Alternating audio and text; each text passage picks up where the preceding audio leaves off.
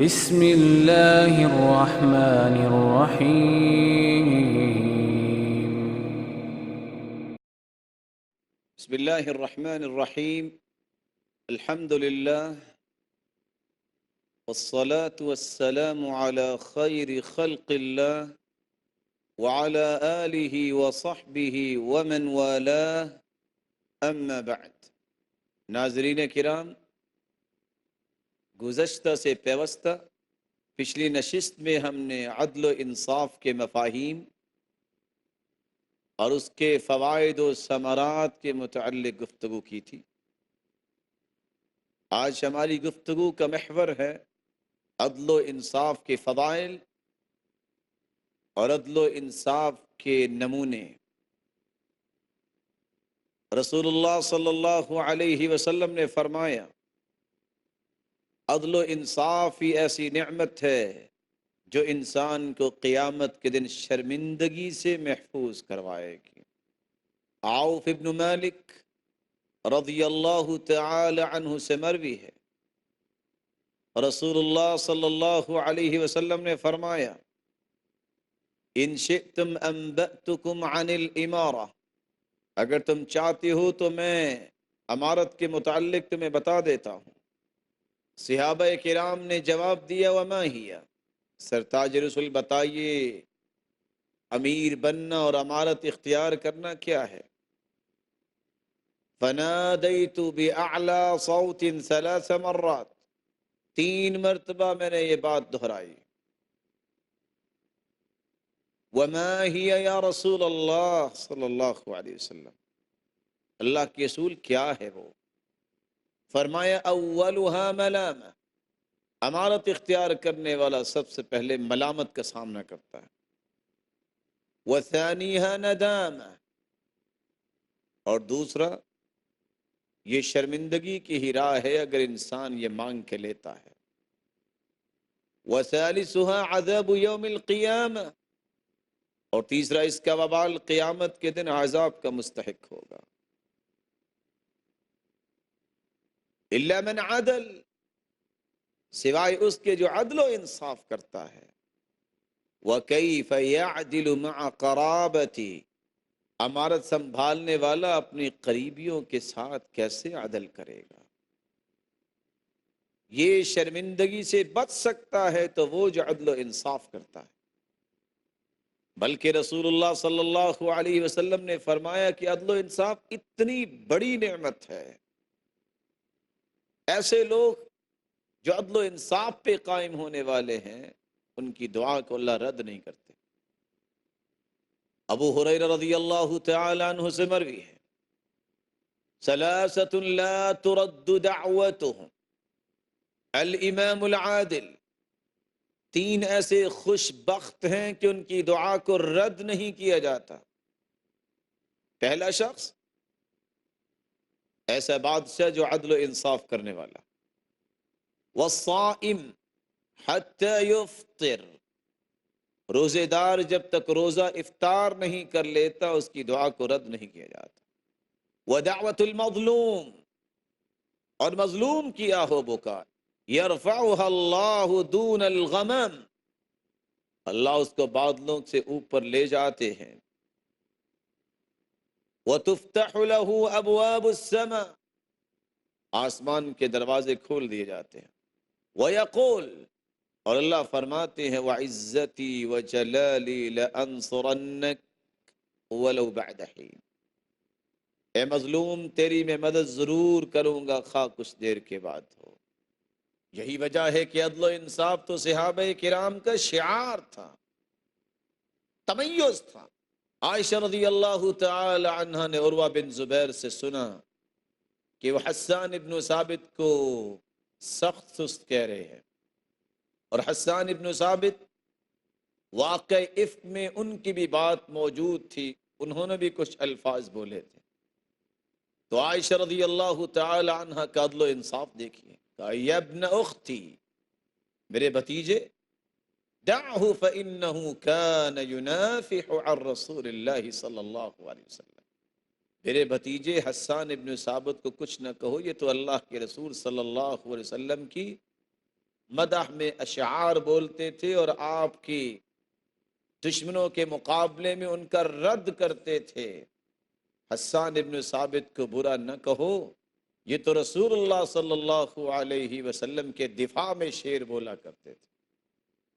باوجود اس کے کہ عائشہ کے بارے میں حسان ابن ثابت رضی اللہ تعالیٰ عنہ کی زبان سے کلمات نکل گئے، لیکن عائشہ رضی اللہ تعالیٰ عنہ نے عدل و انصاف نہیں چھوڑا۔ عاصم ابن کلیب اپنے باپ سے روایت کرتے ہیں، انتہینا الی علی فذکر عائشہ، ہم علی رضی اللہ تعالیٰ عنہ کے پاس گئے، انہوں نے عائشہ رضی اللہ تعالی عنہ کا تذکرہ کیا، فقال خلیلۃ رسول اللہ صلی اللہ علیہ وسلم، عائشہ رضی اللہ تعالی عنہ تو اللہ کے رسول کی پیاری تھی۔ یقول الذہبی، امام ذہبی رحمۃ اللہ علیہ فرماتے ہیں، هذا يقول امیر المؤمنین فی حق عائشہ مع ما وقع بینہما، باوجود اس کے کہ علی رضی اللہ تعالی عنہ اور عائشہ رضی اللہ تعالی عنہ کے درمیان غلط فہمی پیدا کرنے والوں نے پیدا کی، لیکن علی رضی اللہ تعالی عنہ نے انصاف اور عدل کے پہلو کو نہیں چھوڑا۔ عمار ابن یاسر رضی اللہ تعالی عنہ کھڑے ہوئے اہل عراق کے اندر واقع جمل میں تاکہ ان کو روکیں لڑائی سے، اور کہنے لگے واللہ انہا لزوجت نبیکم، اے اہل عراق میں اللہ کی قسم اٹھاتا ہوں کہ عائشہ رضی اللہ تعالی اللہ کے رسول کی بیوی ہے، فی الدنیا والآخرہ، دنیا میں بھی بیوی تھی اور جنت میں بھی اللہ کے رسول صلی اللہ علیہ وسلم کی بیوی ہوگی۔ ولیکن اللہ تبارک و تعالی ابتلاکم لیعلم ایاہ تطیعوہ ام ہی، آج اللہ تمہیں آزمانا چاہتا ہے کہ تم اللہ کی اطاعت کرتے ہو کہ اپنی ماں کی بات مانتے ہو۔ عدل و انصاف کی بات کو نہیں چھوڑا۔ عمر رضی اللہ تعالی عنہ کو دیکھیے، ارسل الی امیر، ارسل الیہ امیرہ فی الشام زیتا فی قرب، عمر رضی اللہ تعالیٰ عنہ کے بنائے ہوئے گورنر شام کے علاقے میں اس نے چند مٹکے تیل کے بھر کے بھجوائے، یقطر منہا قطرۃ او قطرتان، جس میں ایک قطرہ یا دو قطرے باقی تھے، فیدلک ابنہ بہا علی وجہہ وشعری، بیٹے نے ان کو لیا اور اپنے چہرے اور اپنے بالوں پہ لگا لیا۔ عمر رضی اللہ تعالی عنہ کا عدل و انصاف دیکھی، کہ ارا رأسک قد شبع من زیت المسلمین بغیر عوض لا يحاسبني الله على ذلك، ثم جره بيده الى الحلاق وحلق شعره، کہا تم نے کس طرح مومنوں کے مال سے یہ تیل آیا، یہ ان کا تیل تم نے استعمال کیسے کر لیا؟ قیامت کو اگر عمر سے پوچھ گچھ ہوگی تو عمر جواب کیا دے گا؟ اور اپنے بیٹے کو کھینچے اور حلاق کے پاس لے جا کے ان کے بال سر سے صاف کروا دیے۔ ابو بکر صدیق رضی اللہ تعالی عنہ کو دیکھیے، جب ان کے بیٹے نے کہا کہ آپ میری تلوار کے نیچے بہت مرتبہ آئے لیکن میں نے ابا سمجھ کے چھوڑ دیا، کہا بیٹا اگر تم میری تلوار کے نیچے آ جاتے تو آج مجھ سے گفتگو کرتے نظر نہ آتے، کیونکہ تم اللہ کے رسول کے دشمن تھے۔ عدل و انصاف دیکھی، صحابہ کرام نے کسی چیز کی پرواہ نہیں کی، اولاد سے بڑھ کے کون ہوتا ہے، لیکن عدل و انصاف کیا ہے، اولاد کی پرواہ نہیں کی۔ بھائی سے بڑھ کے کس پہ اعتماد ہوتا ہے؟ عمر رضی اللہ تعالی عنہ جب اس کے بھائی نے دیکھا کہ صحابی نے پکڑا ہوا ہے تو کہا اس کو کس کے باندھنا، اس کی ماں بڑی امیر ہے، فدیہ بڑا دے گی۔ کہا میرے بارے میں کہہ رہے ہو، تم تو میرے بھائی ہو؟ کہا نہیں، اللہ کے رسول کی بات مانو گے تو تم میرے بھائی ہو۔ عدل و انصاف دیکھیے، بھائی کی پرواہ نہیں کی۔ اللہ رب العزت ہمیں بھی انصاف اور عدل کے پہلو کو غالب کرنے کی توفیق عطا فرمائے۔ عبداللہ بن ابی بن سلول جس نے یہ کہا لَيُخْرِجَنَّ الْأَعَزُّ مِنْهَا الْأَذَلَّ، ہم مدینے واپس جائیں گے اور عزتوں والے ہم ہیں اور ذلیلوں کو ہم نکال دیں گے، نعوذ باللہ من ذالک، یعنی صحابہ کو اللہ کے رسول صلی اللہ علیہ وسلم۔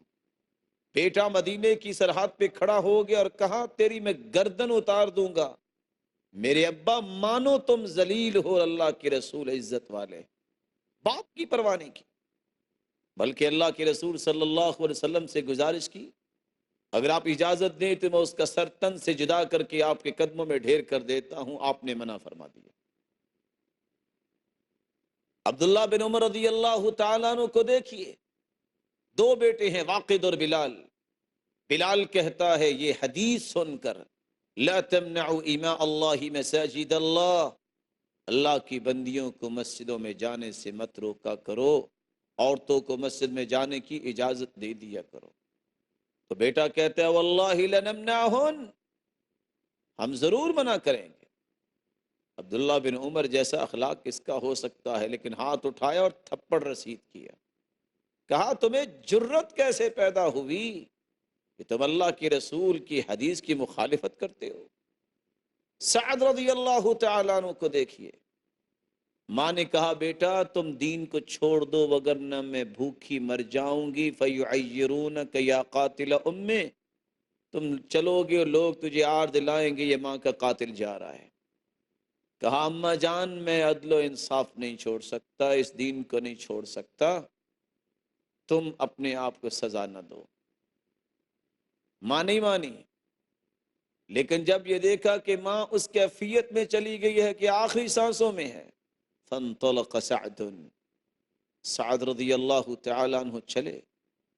یہ سعد نہیں تھے، یہ عزیمت کا پہاڑ تھے۔ کہا یا اماں لو ان لک مئۃ نفس تخرج امامی نفسا نفسا، میری ماں تیری تو ایک جان ہے نا، اگر 100 جانیں بھی ہوتی تو میرے سامنے ایک ایک کر کے نکل جاتی تو میں محمد عربی کا دین نہیں چھوڑ سکتا۔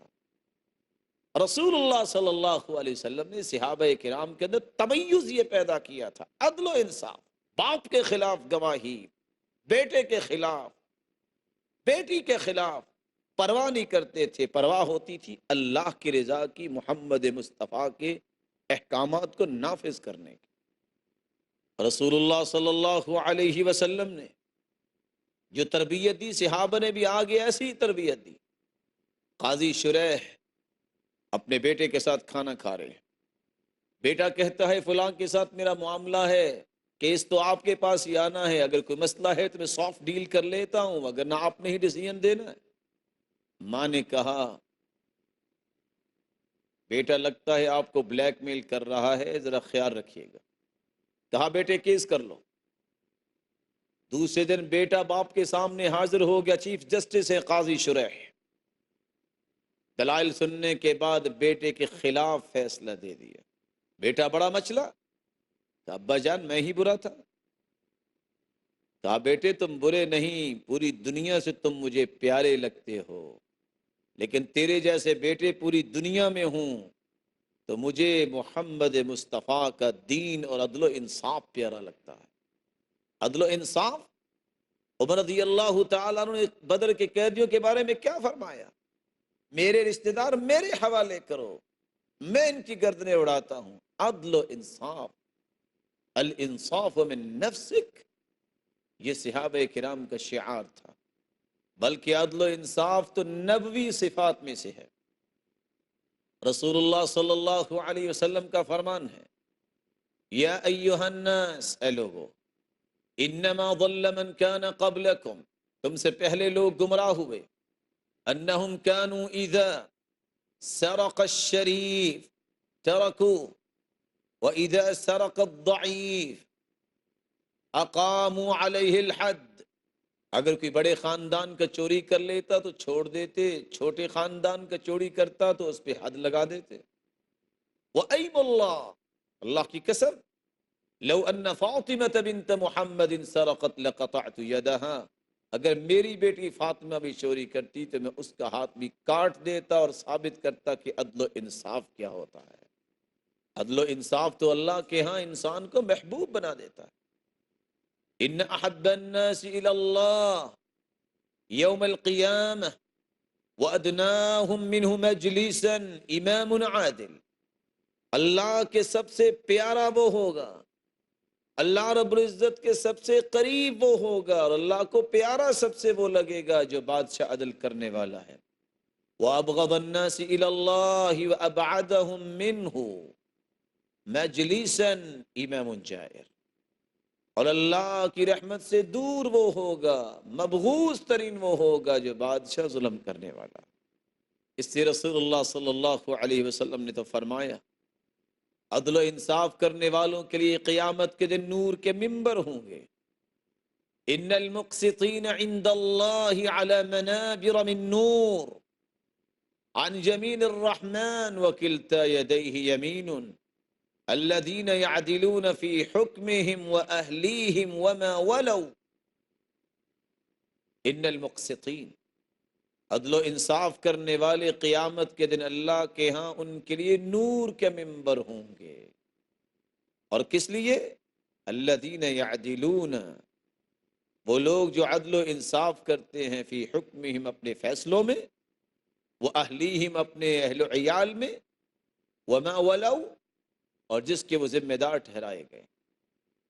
بلکہ رسول اللہ صلی اللہ علیہ وسلم نے فرمایا عدل و انصاف کرنے والے کا احترام تو اللہ کی تبجیل ہے۔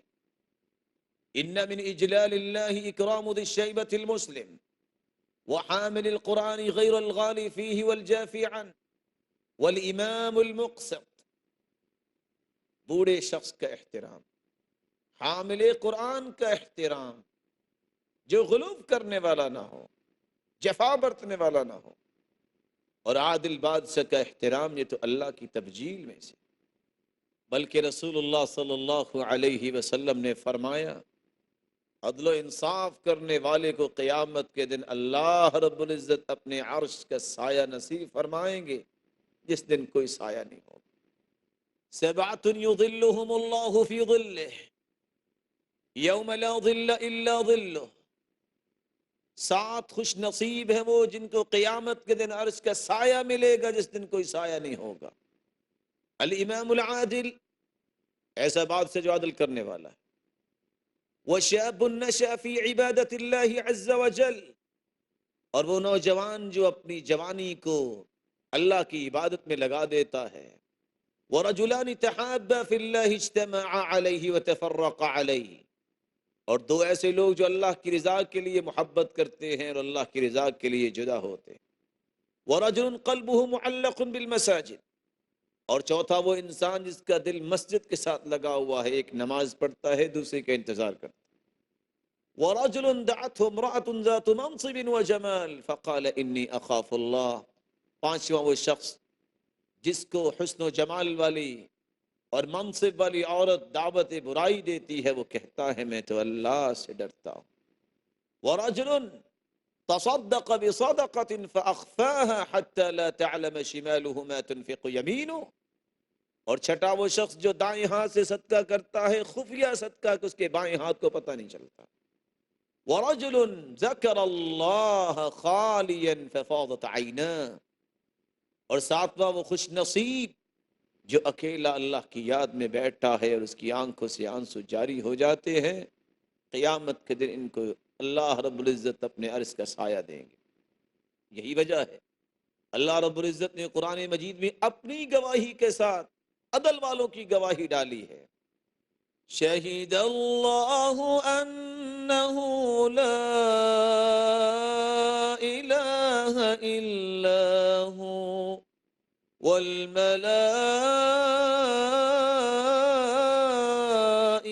وأولو العلم قائما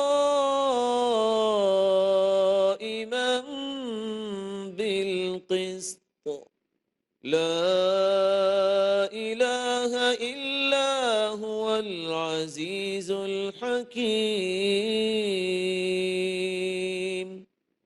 اللہ فرماتے ہیں میں بھی گواہی دیتا ہوں، اپنی گواہی کے ساتھ فرشتوں کی گواہی شامل کرتا ہوں، اور ان اہل علم کی گواہی جو انصاف اور عدل۔ لا الہ الا هو العزیز الحکیم، وہی معبود برحق ہے، وہی غالب ہے، وہی حکمت والا ہے۔ اللہ رب العزت سے دعا ہے، اللہ رب العزت ہمیں بھی عدل و انصاف نصیب فرمائے، ہم اپنی زندگیوں میں عدل و انصاف کو غالب کرنے والے بن جائیں، اور معاشرے کے اندر بھی عدل و انصاف کے قیام کے لیے کوششیں کرنے والے بن جائیں، اور وہ لوگ جو عدل و انصاف کو قائم کرنے والے ہیں ان کے لیے دعائیں کرنے والے بن جائیں، اور سب سے بڑے عادل محمد الرسول اللہ صلی اللہ علیہ وسلم کی اللہ رب العزت ہمیں رفاقت نصیب فرمائے اور اپنے دیدار کا مستحق بنائے۔ وآخر دعوانا ان الحمد للہ رب العالمین۔